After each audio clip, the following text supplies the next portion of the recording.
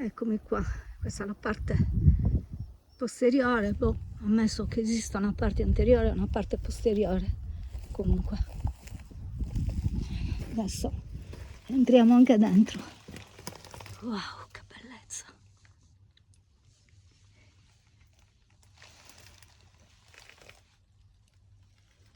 Allora abbiamo 1, 2, 3, 4, 5, 6, 7 e 8 pietre fitte e poi la pietra che è stata messa sopra le pietre fitte.